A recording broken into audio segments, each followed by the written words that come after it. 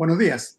Hoy día es día 2 de diciembre de 2021 y nos encontramos en la sesión número 5 de nuestro ciclo de charlas organizado por la Universidad del Biobío, la Universidad Politécnica de Valencia, la Universidad Autónoma Metropolitana de México y la Universidad de Playa Ancha de Valparaíso. En esta ocasión, el profesor Gabriel Farías Rojas nos va a presentar su tema, la imagen crítica mistraliana. El profesor Farías es candidato a doctor en estudios americanos por la Universidad Adolfo Ibáñez, magíster en letras y artes por la Universidad del Estado del Amazonas, Brasil, y magíster en enseñanza del inglés y formación de profesores de inglés, Universidad de Jean, España, Unini, Puerto Rico. Además es profesor de Estado en inglés y licenciado en educación en inglés por la Universidad de Santiago de Chile, como también profesor de educación diferencial, con mención en lenguaje por la Universidad de Antofagasta. Cuenta con diplomados en transversalidad de género e institucionalidad por la USACH, literatura en lengua inglesa por la PUCB y docencia universitaria también por la USACH. El profesor Farías desde hace algún tiempo se dedica a la investigación sobre la prosa de Gabriela Mistral y se ha desempeñado como docente de la Universidad de Santiago de Chile por aproximadamente 10 años. Bienvenido, profesor. Muchas gracias, profesor. También nos acompaña, discúlpame, no presenté a Alejandro, nos acompaña también el profesor Alejandro Arros, director de la carrera de diseño de la Universidad del Biobío. Gracias.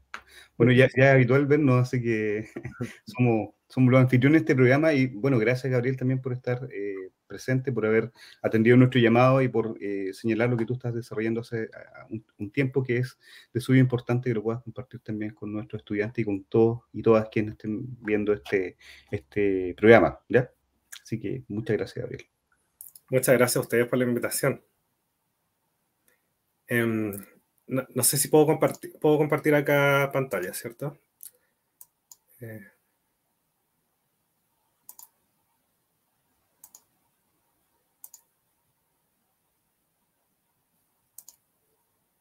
¿Se ve o no? ¿No? ¿Se ve? Ahí sí se ve. Ya, sí. Perfecto. Tienes que ponerlo en modo presentación en la cortinita y tú vas a dejar de ver, pero no hay problema. Dual. Sí, yo no estoy viendo, pero ustedes están viendo, que es lo importante. Sí. Claro.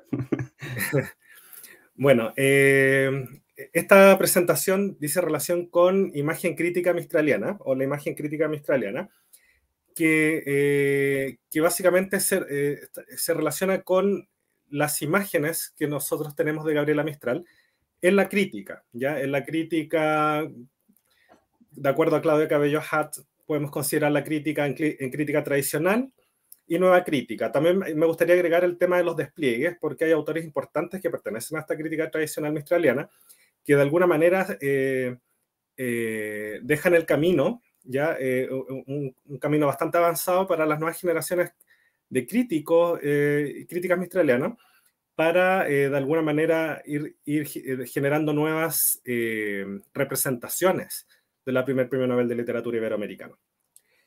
Sin embargo, antes de comenzar, me gustaría citar unas palabras de un poema ya de Oscar, ya un gran amigo quien nos dejó hace algunos meses, poeta rancagüino, Óscar Ulloa Arévalo, de un poema que se llama Ni Harry ni Esteban. Dice lo siguiente: te esfuerzas en parecer ingenioso, como si el ingenio fuese el as bajo la manga, para hacer ante nosotros aquello que aparentas, dulce truco de las apariencias, patético anhelo de verdad. Obsceno hijo del ojo de oro, cuando logres ver tu confección llena de ortopedias, desearás llamarte Harry o Esteban. De todos modos, la vida te reproduce en serie, poblando de bufones cada ecosistema. El ambiente es el que los modifica. Estas palabras para mí son fundamentales, además de este homenaje que le quiero hacer a este gran poeta rancagüino. También son muy necesarios en relación al ambiente, cómo el ambiente modifica las representaciones, modifica incluso la recepción que nosotros tenemos ¿ya? De figuras. En este caso, la figura mistraliana es una figura cuya representación está sujeta o depende ya de las modificaciones que va generando la crítica, o de las metonimias de la metonimia que va generando la crítica tradicional, y de las nuevas representaciones que va generando la nueva crítica. ¿Ya? Me gustaría avanzar. Me gustaría enfocarme, como yo soy profesor, ya me gustaría enfocarme en una pequeña historia de Gabriela Mistral, principalmente porque Gabriela Mistral ha sido tradicionalmente asociada a la figura de una pedagoga, ¿cierto? Como diría Andrea Cotto, de esta madre universal. De esta madre universal que está asociada a una tradición republicana, ya una tradición republicana que de alguna manera vincula a esta mujer, sin hijos, sin un marido, a un ejercicio maternal trascendente por la vía de la educación, por la vía pedagógica. Sin embargo, este libro es interesante porque es un libro de España, ¿ya? Cuyo texto es de Lidia Martín y las ilustraciones de la conocida dibujante catalana Pilarín Vallès, ¿ya? Por lo tanto, aquí ustedes ven la portada del libro,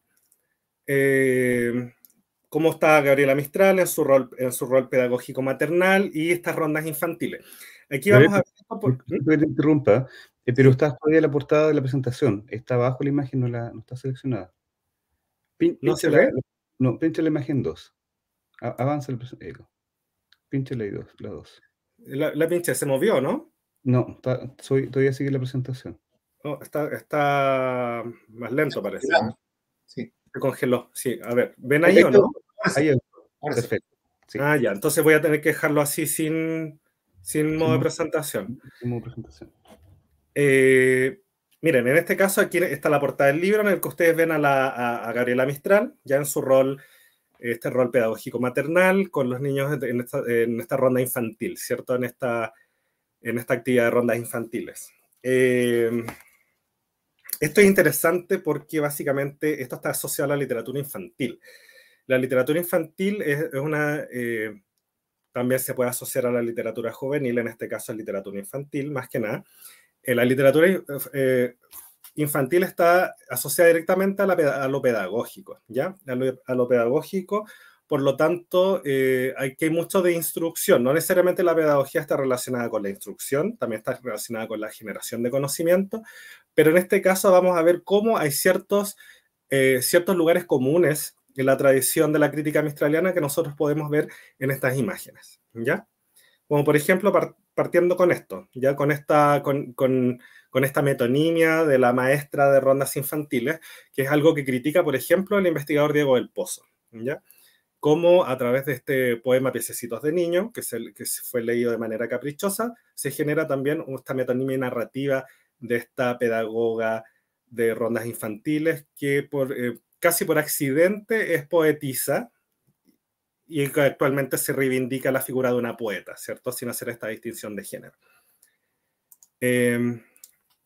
Por ejemplo, tenemos aquí una imagen, ahora se ve la imagen, ¿cierto? ¿Sí podemos viendo?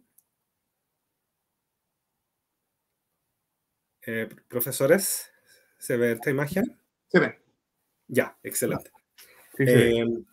Por ejemplo, acá tenemos, esto es bien interesante, y yo creo que este es un punto a favor de este texto, más allá de algunos lugares comunes que se pueden relacionar directamente con la crítica tradicional, en que muestran a Gabriela Mistral en esta familia de matriarcado, ¿cierto? Esta familia de matriarcado que rescata, por ejemplo, en un texto bilingüe bien interesante de la crítica, de la nueva crítica, de María Fernanda Glasser. ¿Ya? María Fernanda Glasser publica una edición bilingüe en español y en inglés, ¿ya? Llamado Criatura Regional, Introducción a Gabriela Mistral. En este texto lo que se reivindica el origen mistraliano, este origen nortino, este origen de esta familia matriarcal. En el contexto, por ejemplo, Gabriela Mistral nace a fines del siglo XIX. Se menciona esta figura del peón gañán, porque básicamente Gabriela Mistral es abandonada por el padre, ¿ya? más allá de que los críticos también intentan decir, y los críticos tradicionales intentan decir que ella no le guarda rencor a su padre, en fin, pero ella es pero en estricto rigor, ella es una figura abandonada, es una mujer abandonada por el padre. Por lo tanto, ella es criada por su madre, por su hermana mayor, y en el contexto de una familia que de alguna manera está dirigida por un matriarcado, ¿ya? Entonces, este es uno de los puntos interesantes porque esto es un punto que se aleja de esta crítica tradicional que desideologiza la figura mistraliana y la vincula nuevamente a su punto de enunciación, al punto de enunciación del Elqui, del norte de Chile, de esta familia compuesta por mujeres, ¿ya? Que de alguna manera empodera la figura femenina de Mistral y no la relaciona directamente con una madre trascendente, ¿ya? Aquí tenemos otra ilustración que me pareció bastante relevante porque, de nuevo, porque se relaciona con este origen geográfico que de alguna manera da origen, valga la redundancia, origen a este punto de enunciación geográfico-cultural, que es el Elqui, las montañas, como se pueden ver, por ejemplo, allá atrás, al final de la imagen, se ven las montañas, ya está la naturaleza, y hay algo bien interesante que es mencionado, por ejemplo, aquí en las letras de la escritura de esta página, de la segunda página, que en realidad son 2 páginas, pero parece que fuera una. ¿Ya? En la segunda, donde ustedes ven la escritura, lo que se realza el hecho de que Gabriela Mistral se sentía muy cómoda en el huerto, ¿ya? Más que en el jardín. Y eso es algo también que rescata Jaime Concha. ¿Ya? Jaime Concha rescata que Gabriela Mistral se sentía muy cómoda con los árboles frutales, por ejemplo. Porque el árbol frutal tenía una utilidad, ¿ya? Y de alguna manera promovía la vida, ¿ya? Es bien interesante el planteamiento. Y de alguna manera también vincula a Gabriela Mistral a estos otros seres, ¿ya? Porque nosotros siempre tenemos una de las críticas que actualmente se hacen en el campo de la humanidad es este antropocentrismo, ¿cierto? Y cómo de alguna manera está la consideración de la vida no humana o la vida no animal, ¿cierto? Y cómo Gabriela Mistral logra vincularse con estos otros seres, que son las montañas, la naturaleza, los animales, desde una intersubjetividad tan relevante como aquella que puede tener con otros seres humanos. ¿Ya? Bueno, y aquí hay otra ilustración bien interesante, que este traspaso de este paso del sector rural a la ciudad, cuando llega a La Serena, ¿cierto? De esta zona del Elqui, zona rural, a la cual pertenece Gabriela Mistral, que de alguna manera la influye en todo su recorrido. Ya Gabriela Mistral no deja de ser la persona que es una vez que ingresa al campo de la ciudad, sino que lo que hace es una extensión de esta frontera rural. Y eso es algo de lo cual carece la crítica tradicional, que de alguna manera desideologiza esta figura mistraliana. En el caso de Gabriela Mistral es interesante, y yo creo que esto es un punto a favor también. Este puente, si nos queremos poner a interpretar un poco la imagen, este puente es bastante relevante. Cómo hay un paso, ya un cambio de una realidad a otra. Sin embargo, como estas relaciones figurativas, ya, sobre todo también porque estas imágenes van acompañadas de texto, ya está esta relación entre lo lingüístico y lo icónico, ya va acompañada, no sé, en esta imagen creo que no se ve muy bien porque por el tema de espacio, aquí se ve mejor, que está acompañada por los niños, ya siempre con este rol pedagógico maternal, ya que de alguna manera vuelve a vincular la figura mistraliana a la simplificación narrativa de la crítica tradicional. Ya, sin embargo, este paso ya del campo a la ciudad es algo que nos parece muy relevante en este ejercicio figurativo.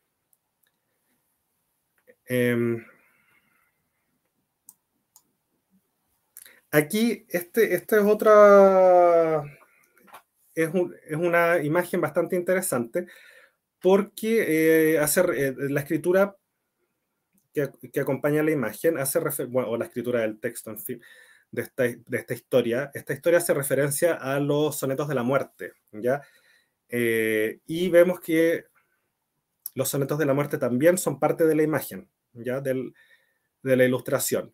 Y vemos a una Gabriela Mistral que está triste, va a visitar la tumba de Romelio Ureta, y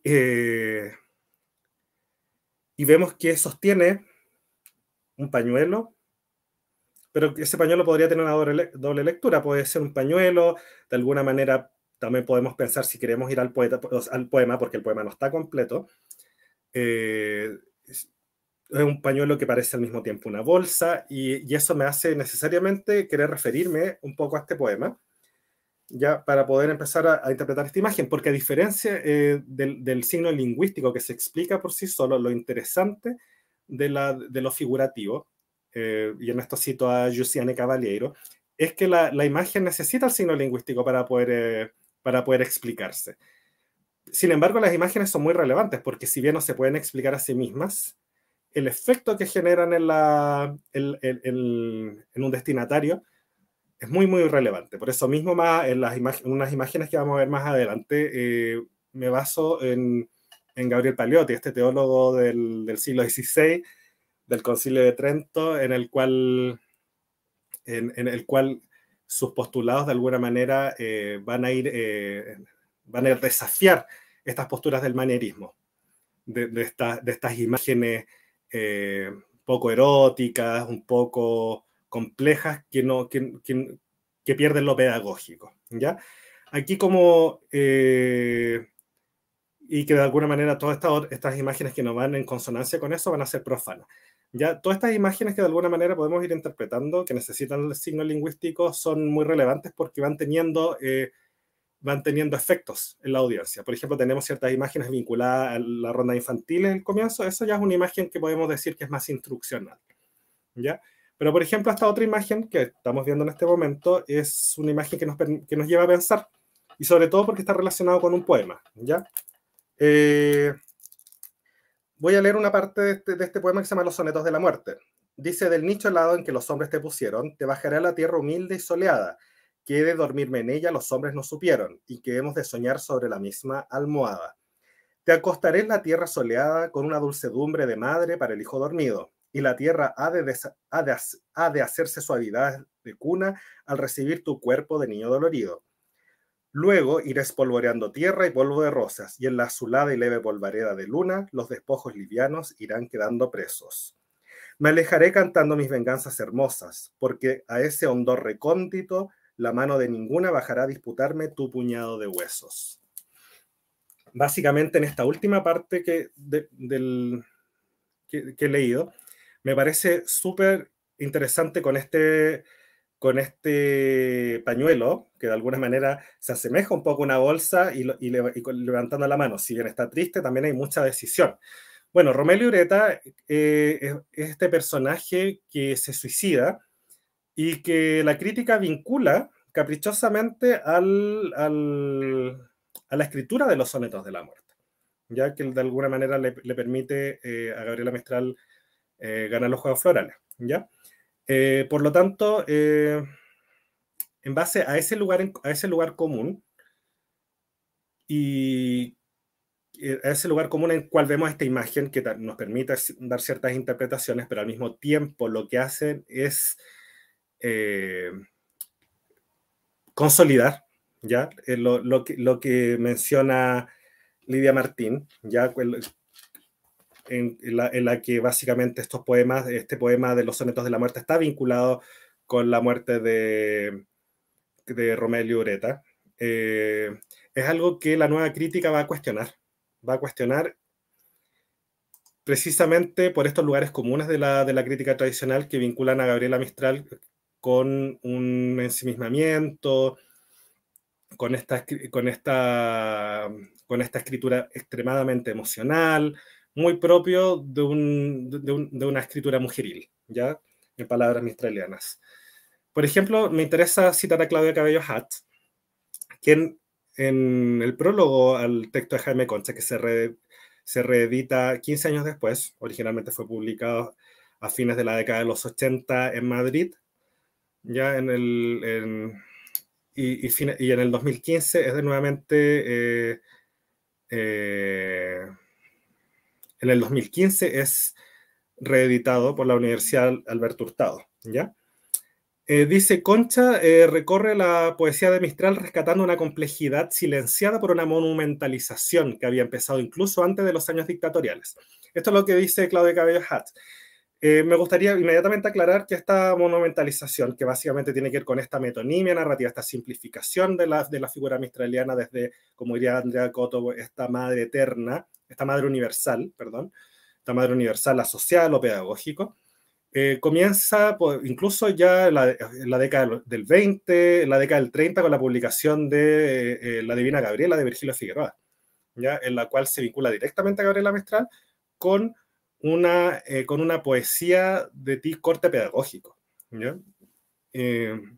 Al punto que Julio Mercado, que es citado por Virgilio Figueroa, básicamente dice que Gabriela Mistral es pedagoga debido a su falta de talento literario, ¿ya? Y que básicamente eso le permite ser de alguna manera, esta poetisa pedagoga que es muy buena profesora. Pero de alguna manera con ese panegírico lo que hacen es restarle valor, restarle mérito a su pluma literaria, ¿ya? El crítico se enfrenta a ella, se enfrenta a Gabriela Mistral y a su obra con independencia, escuchándola, rechazando mitos y lugares comunes, siguiendo la clave del sufrimiento, de este sufrimiento asociado también a esta madre pedagoga que también escribe poesía, siguiendo este mito, pero que al mismo tiempo sufre por estas frustraciones del amor no correspondido, de este amor que no le resulta, ¿ya? Concha revela el patetismo, la experiencia de la carne, la teologización del sufrimiento y el dolor como fuerza creativa a través del arco poético compuesto por Desolación, Ternura, Lagar y Poemas de Chile, los libros de poemas de Gabriela Mistral. El análisis sigue los múltiples derroteros del dolor mistraliano, con sus contradicciones y transformaciones. Experiencia crítica que no cae ni en la condena del dolor como ensimismamiento masoquista, ni tampoco en las lecturas de victimización que han visto las tragedias de la vida de Mistral como inspiración directa de sus poemas, ¿ya? O sea, básicamente se le resta valor literario al decir al colocar la biografía mistraliana al servicio de la pluma, de su pluma literaria, ¿ya? O sea, en este otro lugar común de la crítica tradicional, básicamente deja a Gabriela Mistral como una persona con una creatividad limitada, ya con una creatividad directamente relacionada a sus tragedias personales, ¿ya? El ejemplo más común es el caso del suicidio de Romelio Ureta, que es lo que vemos acá en la imagen anterior, cómo de alguna manera se consolida este mito. Y los sonetos de la muerte, mito que el mismo Concha rechaza, ¿ya? En esto es súper clara Claudia Cabello Hatch, ya que es una crítica mistraliana de la nueva crítica, ya perteneciente a la nueva crítica, que se enfoca en las relaciones, se enfoca en el acervo epistolar de Gabriela Mistral, en la contribución de las redes mistralianas que se generan también con otros intelectuales en el contexto americano, ya que es algo que vamos a mencionar después a propósito de otra imagen. En esta imagen acá que vemos está Gabriela Mistral cuando conoce a Pablo Neruda.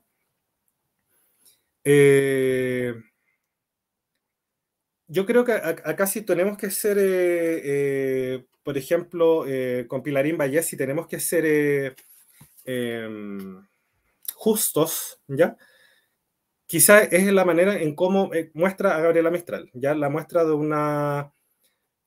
Quizá evitan esta excesiva masculinización exacerbada que se hace en general de cómo se quiere mostrar a Gabriela Mistral, que es algo que la crítica actual trata de alguna manera, en el caso del historiador Maximiliano Salinas, trata de evitar, ¿ya? Tratan de construir, si así se quisiera decir, al hacer referencia, por ejemplo, a las características físicas, que yo no sé si tampoco, por ejemplo, en el caso de los ojos verdes. Yo no sé, en mi caso, si yo quisiera posicionarme al respecto, no sé si lo más relevante sería asociar el color de los ojos a una característica femenina, que es algo que quieren resaltar algunos investigadores actuales. Pero sí, por lo menos, me gustaría rescatar el hecho de que la dibujante no quiera caer también en esos mitos de estereotipos físicos, ¿ya? Entonces ahí muestra Gabriela Mistral conociendo a Pablo Neruda, o Pablo Neruda conociendo a Gabriela Mistral, y la influencia que de alguna manera, lo importante que Gabriela Mistral es para Pablo Neruda en sus comienzos cuando él la conoce en Temuco, ¿ya? Cuando él era un estudiante escolar. Luego, esta imagen es muy importante, en la cual muestran a Gabriela Mistral siendo recibida por José Vasconcelos en México. Ya vemos el contexto mexicano, si vemos bien la imagen, voy a tratar de bajar un poquito más, ya que esta imagen es muy relevante y se le da un poco la relevancia que requiere en este texto. Básicamente porque es el gran viaje de Gabriela Mistral fuera de Chile.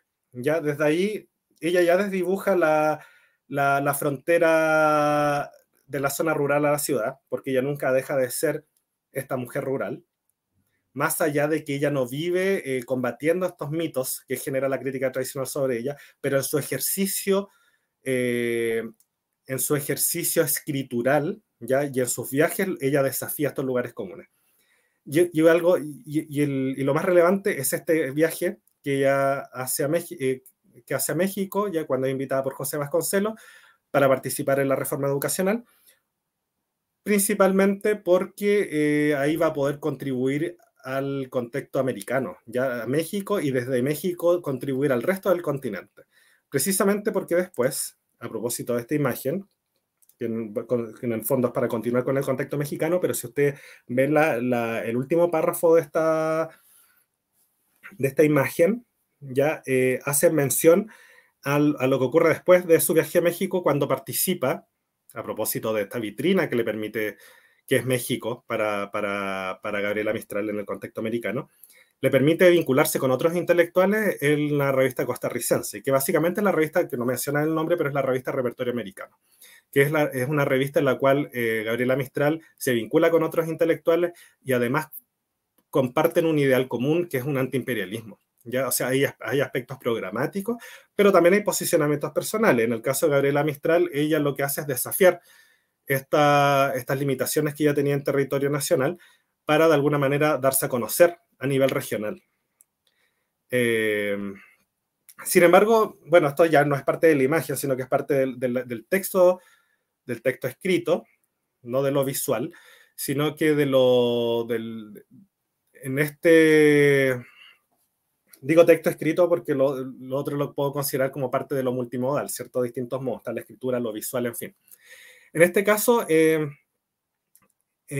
mencionan que ella empieza a escribir después de su gran viaje a México, lo cual no es así, porque ya antes por ejemplo, hasta el término de su viaje a México, ella ya había publicado alrededor de 17 artículos, y si consideramos antes de 1922, ella había publicado artículos más en la revista Repertorio Americano. Ya, por lo tanto, ella ya tenía, durante el tiempo que ella estuvo en México, ya tenía una actividad importante en Repertorio Americano. ¿Ya? Entonces ella aprovecha esta vitrina, la aprovecha y después continúa. De hecho, yo actualmente me encuentro investigando la escritura en prosa mistraliana durante las décadas de 1920 a 1930 en la revista Repertorio Americano. ¿Ya? Por eso mismo me parece muy relevante esta información y la relevancia que le dan a México, porque México genera un antes y un después, ¿ya? En la vida de Gabriela Mistral. Luego, me gustaría mostrar esta imagen, porque en esta imagen esta es la imagen de cuando ella recibe su premio Nobel de Literatura, ¿ya? Pero no hay mayor referencia a Brasil, lo que, por cierto, llama mi atención, ¿ya? Porque el premio Nobel de Literatura ella lo recibe en el año 1945, cuando ella se encontraba viviendo en Brasil, ¿ya? Específicamente en la ciudad de Petrópolis. Ella, y eso me llama la atención porque tanto la escritura como lo figurativo, tanto la escritura como las imágenes, generan un salto desde México al momento en que ella recibe el Premio Nobel de Literatura, ¿ya? Por lo tanto, ¿qué es lo que ocurre con Brasil? Lo que vemos es una extensión, ¿ya?, de este divorcio lingüístico, el cual Gabriela Mistral siempre combatió. Ella siempre estuvo a favor de la integración de Brasil en el contexto iberoamericano. Ya por eso mismo menciono yo lo iberoamericano y no necesariamente lo hispanoamericano. Ya ella desafía esta comunidad de la lengua en Hispanoamérica. Ya ella considera muy necesaria la incorporación de Brasil. Ya, de hecho, ella difunde en Europa textos de Machado de Asís. ¿Ya? Y ya a fines de la década del 20, ella ya estaba vinculada a Brasil. Ahí la conoce Mario de Andrade, por ejemplo.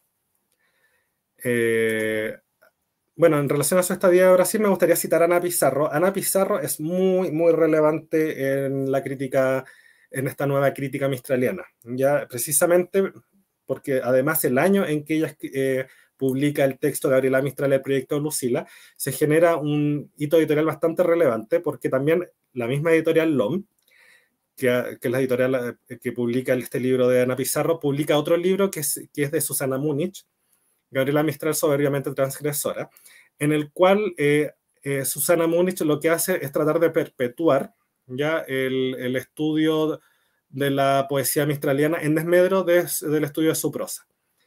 Y para ello recurre, por ejemplo, a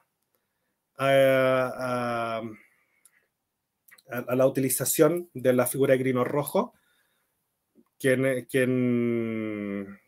muy relevante en la crítica mistraliana, precisamente porque él hace un aporte epistemológico al decir que se genera un monolito en torno a Gabriela Mistral y que hay que derrumbar que hay que de alguna manera higienizar todo lo que ya se había hecho tradicionalmente sobre Gabriela Mistral para crear algo nuevo, ¿ya?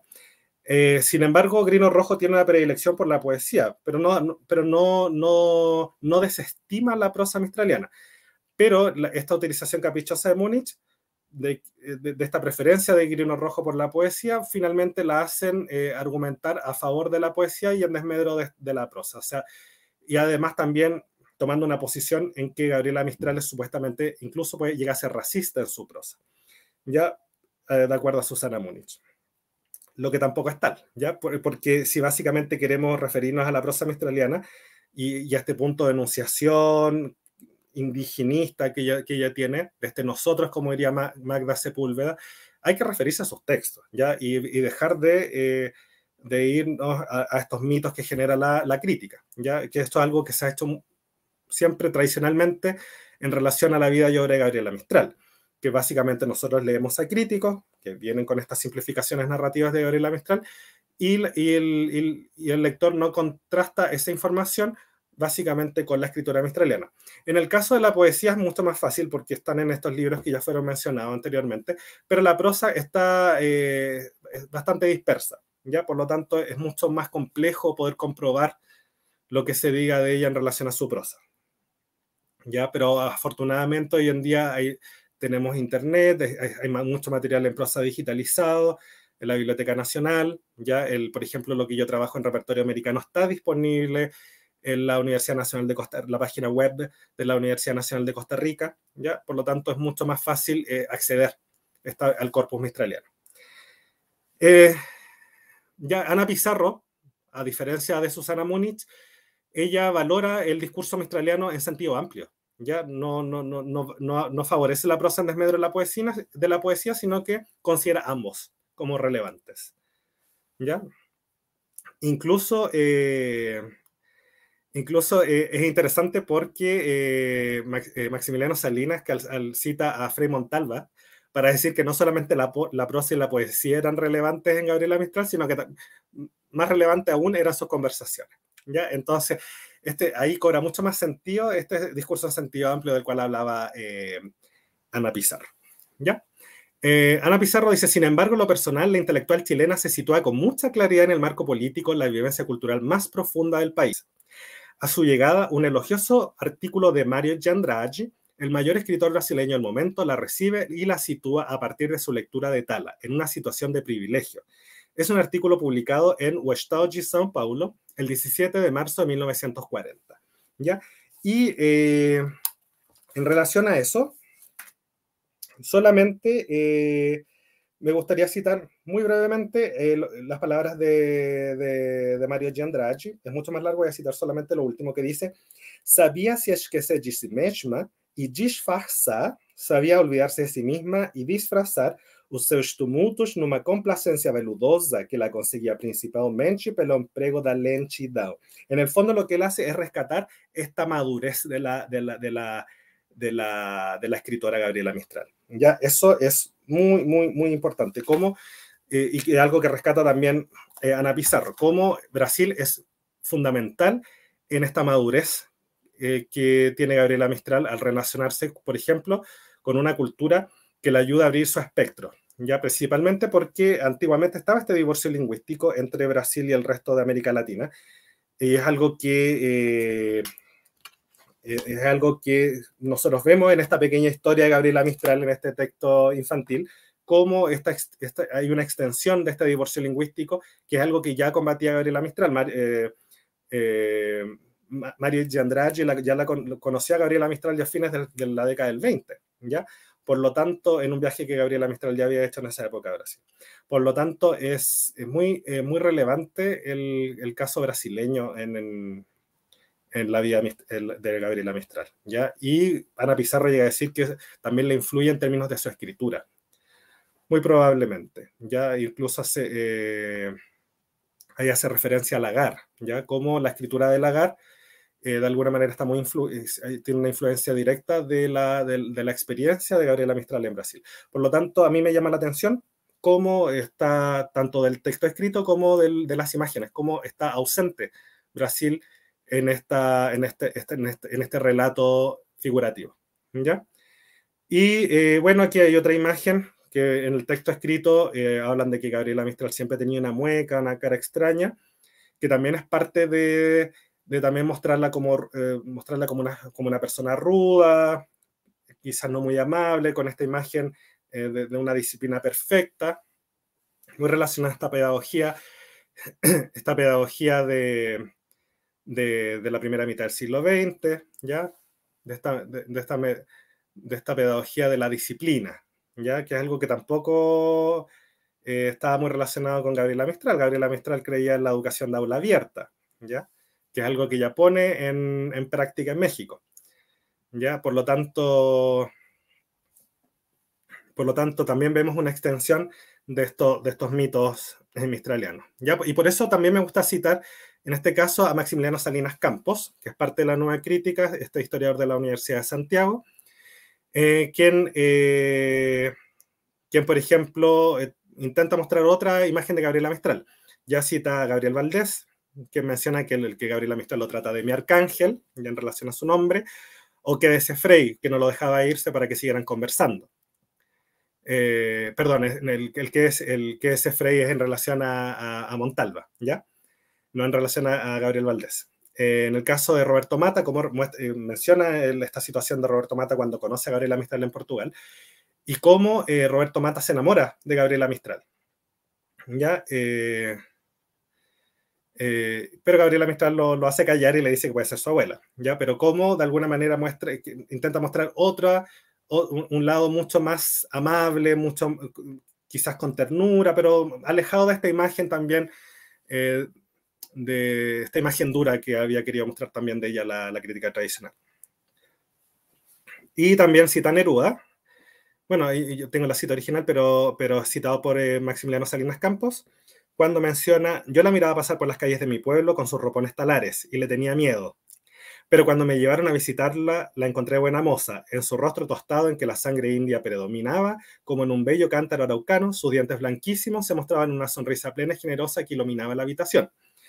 Como dije anteriormente, lo único que yo podría decir que puede ser un poco sujeto de cuestionamiento en la actualidad, ya considerando también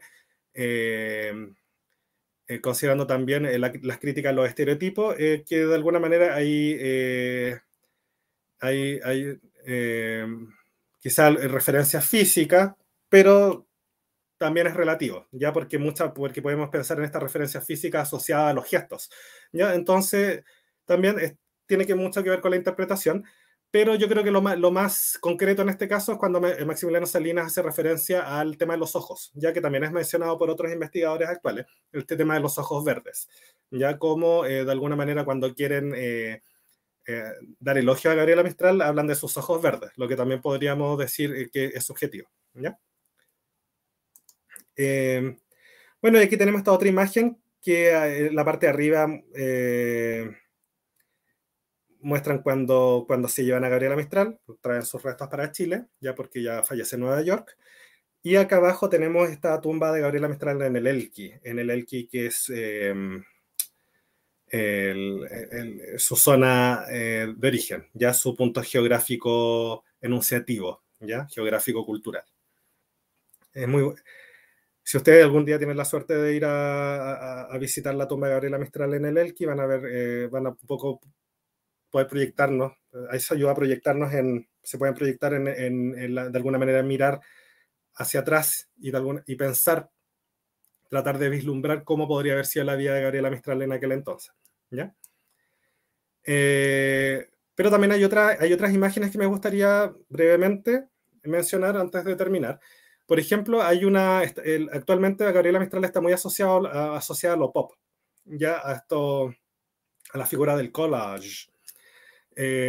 Como menciona Magda Sepúlveda Eris, bueno, y como está en la portada también de su texto Somos los andinos que fuimos, del año 2018, este collage del artista Kayo Sama, que de alguna manera vincula a Gabriela Mistral con lo nuevo, con lo que se va creando también a partir de la figura mistraliana también, y desde otras reivindicaciones se va asociando la figura mistraliana a otras reivindicaciones colectivas que quizás no necesariamente se relacionan desde la contingencia claramente con lo que Gabriela Mistral vivió en su época, pero sí quizás con interpretaciones de posturas que ella tuvo en su momento y que podría eventualmente tener ahora, porque lo importante es que Gabriela Mistral nos permite de alguna manera interpretar lo que ella podría pensar en las situaciones que estamos viendo en la actualidad, porque ella era un intelectual que se posicionaba ante los distintos eventos que le eran contingentes en su época, ¿ya? Y también aquí hay un juego con lo trans, porque también vemos que hay una figura masculina, ya el rostro de Gabriela Mistral, también hay una figura masculina, y Magda Sepúlveda propone este prefijo trans, este morfema, que se le antepone a esta raíz andina, ya esta raíz andina del Elqui, de las montañas, que a lo transandino, como este recorrido montañoso, a lo largo de las montañas por el continente americano, pero también lo trans es un morfema que también está vinculado a la interseccionalidad de género, y hay otras, por lo tanto se puede vincular también a otras reivindicaciones en la actualidad. ¿Ya? Y también a la vida, al trabajo de la misma vida del ámbito personal, del ámbito privado de Gabriela Mistral, que es algo que también menciona ya a principios del 2000 Alicia Fiolmata en Queer Mother of the Nation.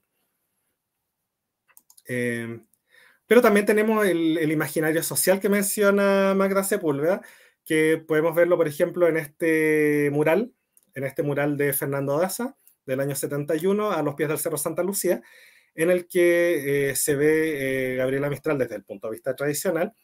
Si queremos de alguna manera profundizar estos lugares comunes de la crítica tradicional mistraliana, de esta Gabriela Mistral trascendente que se vincula, por ejemplo, con el mundo indígena, pero desde una verticalidad, ¿ya? Que es algo que no la representa si nos vamos a sus textos, tanto a su poesía como a su prosa, en la cual ella se vincula directamente con el mundo indígena y no solamente en términos intersubjetivos, sino que en términos del punto de enunciación. Ella se considera una indígena mestiza, por lo tanto, ella se considera una más. Y esto tiene que ver con el morfema trans que de alguna manera le vincula Magda Sepúlveda, ya a esta indígena que circula y se vincula con otros pueblos indígenas o también mestizos, como diría Maximiliano Salinas, ¿ya? Entendiendo que el indigenismo no necesariamente dice relación con una pureza genética, sino que con un sentido de pertenencia cultural, ¿ya? Y por último, Aquí tenemos un grupo de distintas imágenes. Esta primera imagen que vemos a Gabriela Mistral fumando, con el pelo desordenado, ¿ya? Es una imagen que en realidad es tomada de un documental, ya de TVN, de Grandes Chilenos. Es una captura de pantalla, básicamente, en el cual, si, volviendo a mencionar a Gabriel Paliotti, porque Gabriel Paliotti es fundamental en la consideración de las imágenes sagradas, ya en este discurso en torno a las imágenes sagradas y profanas del siglo XVI. Vemos cómo hay un ordenamiento de imágenes tradicionales sagradas, sin que no den lugar a interpretación, y otras imágenes que escapan a eso, que serían las imágenes profanas. Por ejemplo, esta imagen de Gabriela Mistral escaparía a eso, una mujer fumando en su época, con el pelo desordenado, escaparía, por ejemplo, a esta imagen del billete de 5.000 pesos, que es algo que critica Claudia Cabello Hatz, por ejemplo, ¿ya? Que esta es una imagen que se asocia mucho a la imagen que de ella se quería hacer en el contexto del Chile republicano, de esta figura femenina seria, pedagógica, ya maternal, de esta madre universal del pueblo chileno, pero desde una seriedad y una formalidad, ¿ya? Que no vemos en esa imagen en la que, por ejemplo, la vemos con el pelo desordenado fumando. Por otro lado, está esta otra imagen vinculada a su vida personal, en lo cual comparte con Doris Dana, que también aprovecha parte de la crítica, de la nueva crítica, ¿ya? En la actualidad, de investigar con respecto a la vida personal y sexual, ya, de Gabriela Mistral.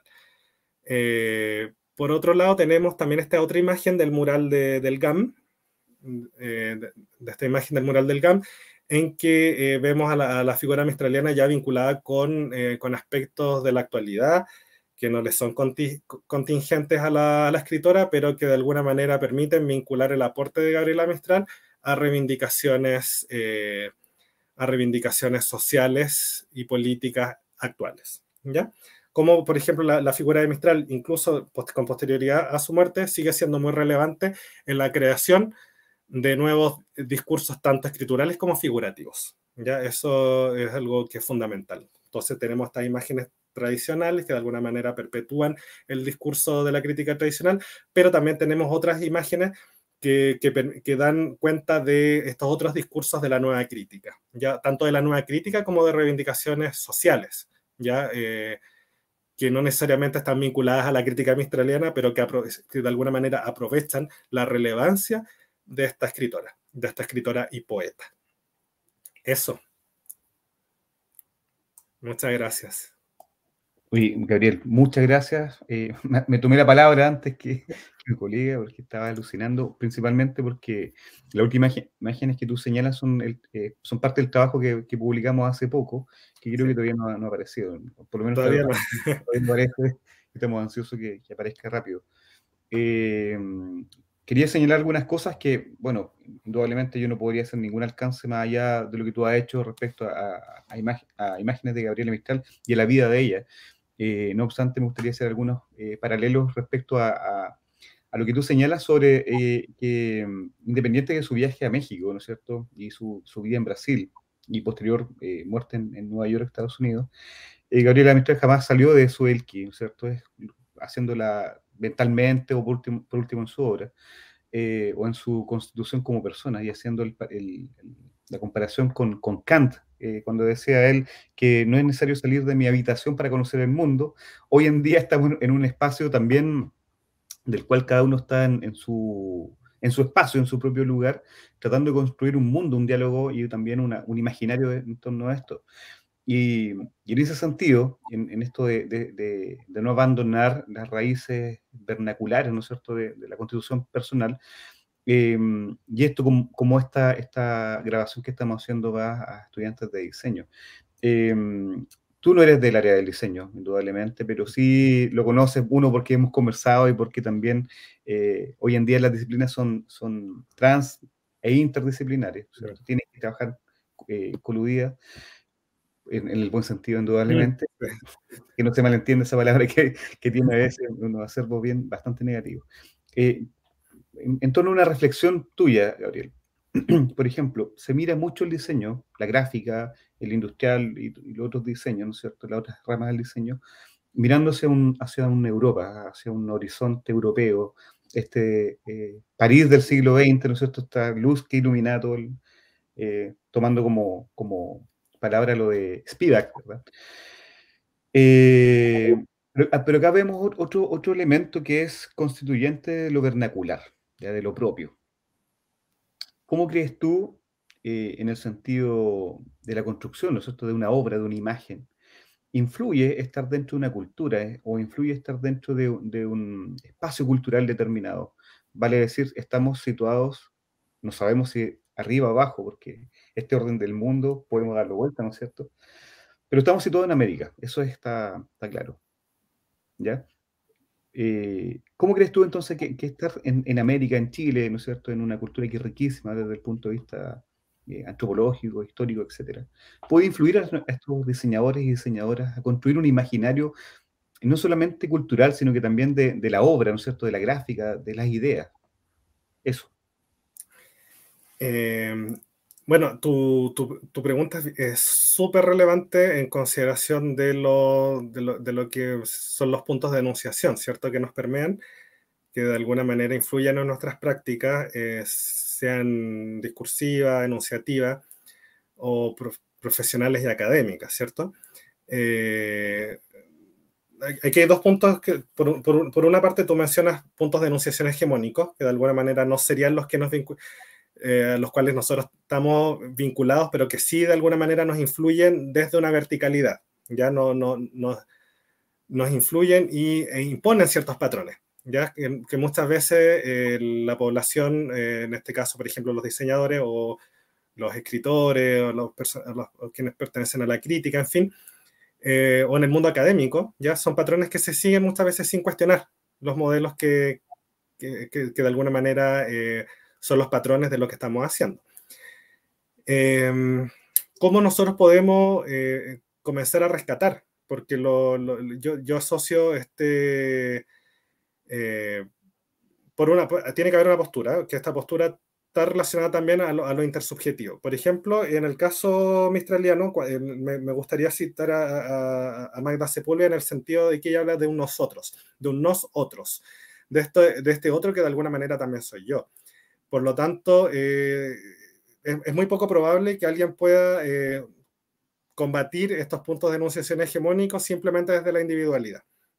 Ya, independiente que podamos desdibujar los límites, porque, por ejemplo, yo puedo recorrer otros lugares incluso a través de Internet, ya sin salir de mi habitación, por ejemplo, pero tiene que haber un recorrido en el que yo me pueda conectar con un otro, ¿ya? Con un otro que no intente necesariamente asimilar, sino que un otro que intente conocer y vincular desde la otra edad, ya desde esta diferencia con dignidad, como si quisiera citar a Enrique Dussel, ¿ya? Sin esta asimilación que de alguna manera priva al otro de su subjetividad. Entonces, ¿cómo yo me puedo vincular desde el punto de vista personal, pero también con otras realidades subalternas y generar este nosotros, ¿cierto? Este nosotros en este caso puede ser regional, local, regional, estoy pensando en el contexto chileno, o también puede ser regional en el contexto del continente americano, ¿cierto? Algo que desdibuje también los límites de las repúblicas y conecta a las naciones latinoamericanas desde una diversidad, pero unida también al mismo tiempo. Entonces, ese rescate pasa por conectarse con lo que está próximo a uno, ¿ya? Y que tener esta apertura de conocer. Por ejemplo, nosotros que nos conocemos, yo tengo conciencia de tu recorrido por distintos lados también, cuando intentas vincularte con otras culturas, de rescatar las prácticas, por ejemplo, de la artesanía, ¿ya? Eso tiene que ver de alguna manera con este nosotros, que de alguna manera tú no lo ves como algo lejano, sino que tú te vinculas desde un punto de enunciación que además de ser personal también es colectivo. Y eso pasa por este ejercicio de vincularse con el entorno geográfico en el que pertenecemos. O sea, súper relevante, Gabriel. De hecho, yo me traje este libro, no estoy en mi casa, este libro que compré hace poco de hiperculturalidad de Byung-Chul Han.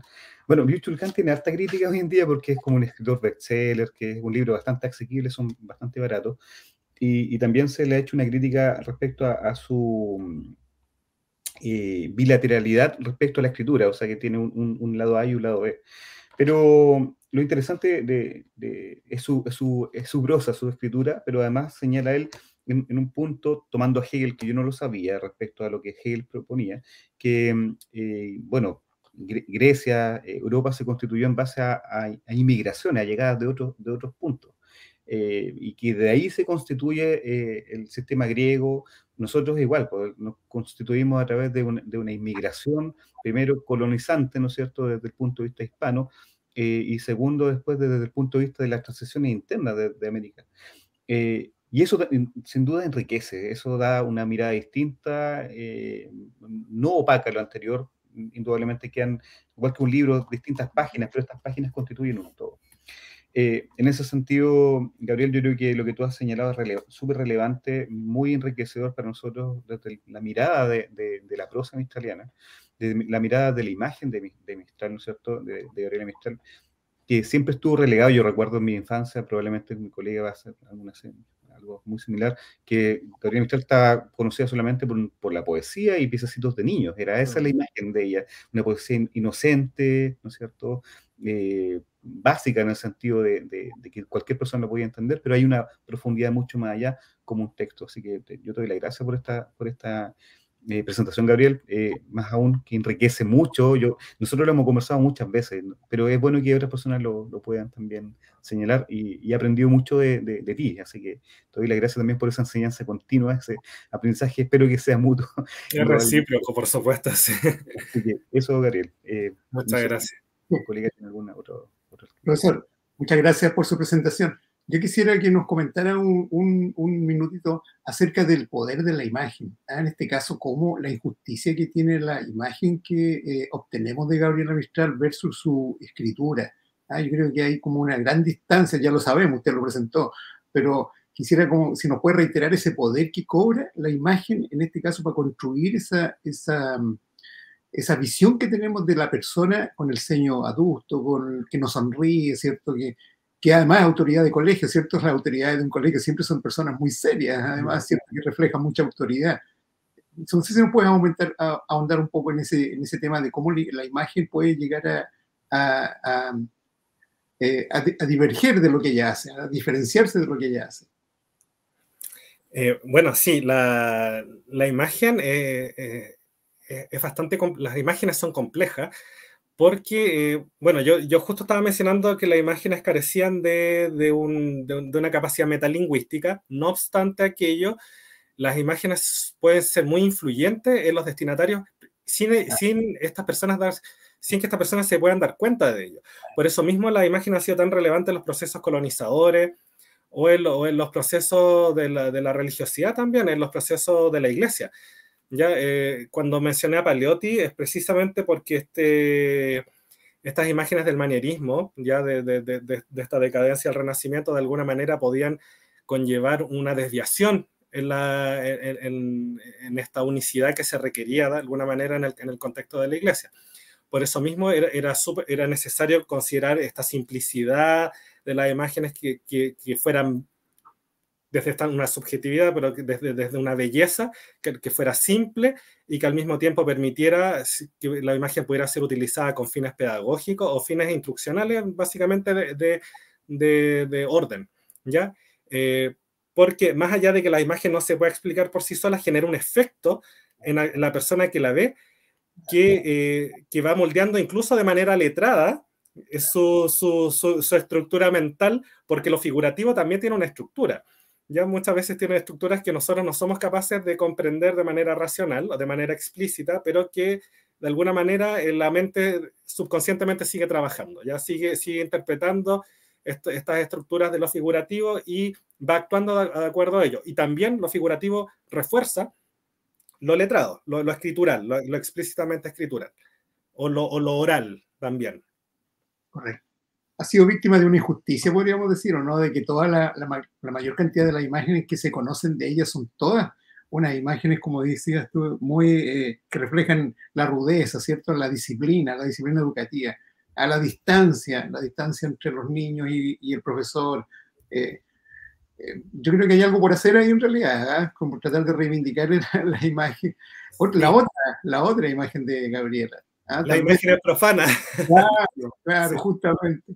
Porque Sí. además bueno, en esa época la fotografía no estaba tan difundida como la tenemos ahora y tenemos muchas posibilidades de obtenerla, qué sé yo. La imagen en blanco y negro también ya tiene un sesgo que también rompe, ¿cierto? Una cercanía con el que ve. Una imagen en blanco y negro es distinta de una imagen en colores, ¿cierto? Hay un proceso distinto en ese caso. ¿Ah? Hay algunas cosas en los rostros, en algunos aspectos de la ropa, que también se alteran, ¿eh? en ese sentido. Hay un alcance también a eso, complementándolo indudablemente respecto, por ejemplo, a la lira popular, ¿no es cierto?, que circuló entre el 1870, si no me equivoco, 1930 en Chile, y que se vendía en las estaciones de trenes, donde aparecían versos, bueno, canto lo humano y lo divino y otros elementos en este pliego. Pero hoy en día los investigadores y las investigadoras en ciencias sociales están alucinando con esto porque la imagen ya ha tomado tanta relevancia que en ese primer tercio o la mitad de la lira popular está un modo de vida que no se ocultaba y no se disimulaba con el texto, sino que era evidente. ¿Por qué? Porque estaba hecho en base a la silografía grabada, ¿no es cierto? Y esa evidencia la constituía como una práctica o una fotografía del minuto. Entonces no se podía modificar. Y ahí hay elementos interesantes del rescate. Indudablemente, yo también concuerdo a través de la tosudez también mía, yo pensaba y tenía la hipótesis de que la imagen podía funcionar sin el texto. Pero la esforcé mucho y hasta el minuto con todo lo que he podido hacer no he podido demostrar lo contrario. Entonces, indudablemente, me atrevería a decir que la imagen y el texto tienen que funcionar en conjunto. Pero la imagen en sí, al ser polisémica, también pretende ser mucho más amplia que el texto. Y ahí, como diría Flusser, el texto son palabras de no mía, fue un accidente en la vida del ser humano, ¿no es cierto? Que la imagen fue y va a ser el sistema de comunicación universal. ¿Ya? ¿Por qué? Porque indudablemente escapa a la transformación lingüística. Eso es como un dato solamente haciendo el complemento de lo que decía mi colega, profesor Guido Olivares. Sí, no, la verdad es que, bueno, por un lado tiene que haber un rescate de estas imágenes profanas, porque, como diría Cecilia Sánchez, las imágenes también sí pueden seguir un orden letrado. ¿Ya? Ella antepone lo letrado a lo escritural. Y resulta estos susurros que van apareciendo, tenemos estos susurros de estas imágenes profanas que todavía no están muy difundidas, porque también necesitan ser rescatadas. Incluso tenemos una captura de pantalla de una imagen que está en una muy mala resolución, que es parte de un documental de YouTube, pero que no está como imagen propiamente tal en Internet disponible. Entonces hay que hacer este rescate y por otro lado, bueno, yo me atrevería a decir que estas imágenes siguen un orden muy letrado a la medida, como diría Paleotti, que también son simples, ¿ya? Pero no necesariamente bella, yo no me atrevería a decir bella, pero simple. Pero sí, la medida que tenemos una imagen como la de Kaiosama, ahí ya tenemos básicamente una multiplicidad. Tenemos ya es una imagen polisémica, como dices tú, Alejandro. Entonces eso ya nos permite, nos impide esta metonimia narrativa que se ha hecho sobre la figura mistraliana. Entonces eso ya es interesante y la imagen ahí nos permite barrer, higienizar esta crítica tradicional, como diría Grino Rojo, de construir quizás estos espacios comunes que tradicionalmente se han hecho en relación a la primer premio Nobel de Literatura iberoamericana. Bueno, tú has señalado a Cecilia Sánchez, me imagino que el libro El conflicto entre la letra y la escritura, ¿verdad? Sí. Bueno, perfecto. Y lo otro es lo que te señalé hace unos días atrás, que tuve la fortuna de encontrarme con una oferta de la biblioteca de la Universidad de Santiago, de la librería. Y de hecho hay un texto que está prologado por Grino Rojo, de Gabriela Mistral, que está, si no me equivoco, 990 pesos, para quienes van a ver desde fuera de Chile a menos de €1. un poquito por ahí, cerca de €1, y $1 y algo, que es muy barato encontrarse texto de esa magnitud aquí en Chile, por lo menos.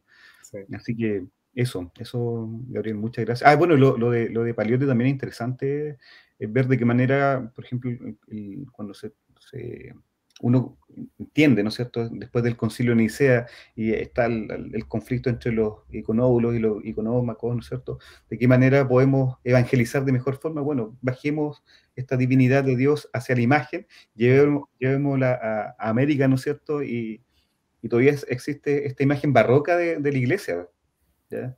Que si hubiese sido en estos tiempos habría sido distinta, quizás de qué manera, no sé, no lo imagino. Pero ahí está lo bello de la imagen, que nos permite, bueno, uno, tener un imaginario, pero también imaginar. O sea, este juego de palabras es muy interesante que estudiantes de diseño gráfico, estudiantes de diseño en general, puedan irlo edulcorando con el tiempo y irlo nutriendo. Así que eso, Gabriel, muchas gracias. Sí. Muchas gracias. Muchas gracias, profesor. Muchas gracias a ustedes, Alejandro, Guido, de verdad, profesores, les agradezco mucho la invitación. Muy bien, muy bien. Perfecto. Bueno, lo dejamos hasta acá por ahora.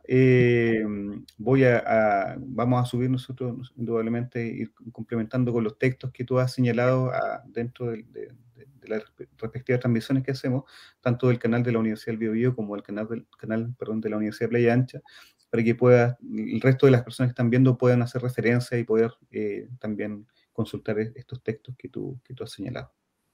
Un abrazo muy grande, que esté muy bien, Gabriel, y nos veremos prontamente. Así espero. Sí. Muchas gracias. Mucho gusto. Mucho gusto. Que estén muy bien. Adiós. Chao.